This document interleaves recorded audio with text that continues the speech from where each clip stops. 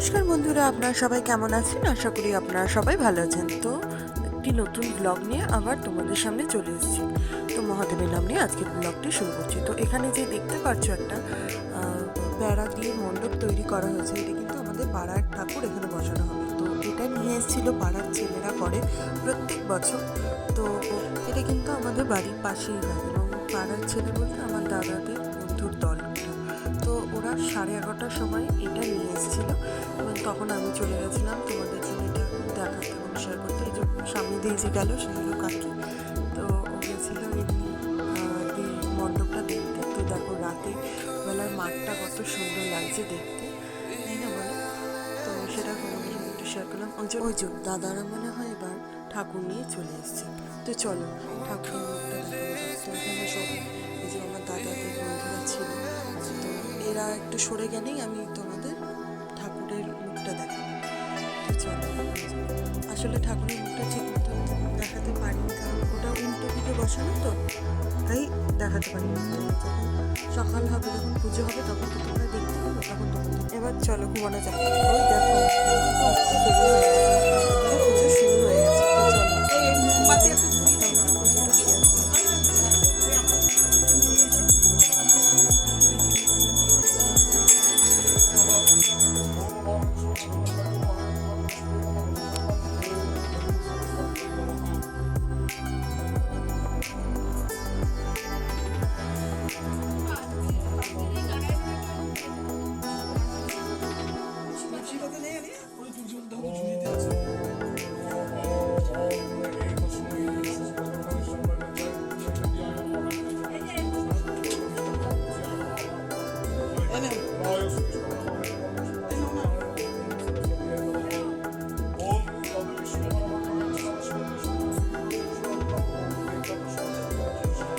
তোমরা দুটো সরস্বতী দেখে ভাবছো হয়তো জোড়া সরস্বতী আমাদের বাড়িতে পুজো হয়, কিন্তু নয়, এটা নয়। কারণ আমার বম্মা যেহেতু একসঙ্গে এবার পুজোটা করেছে, তো ওনার আর একটা আলাদা মূর্তি উনি এখানে রেখেছিলেন এবং সেটাই পুজো করা হয়েছে।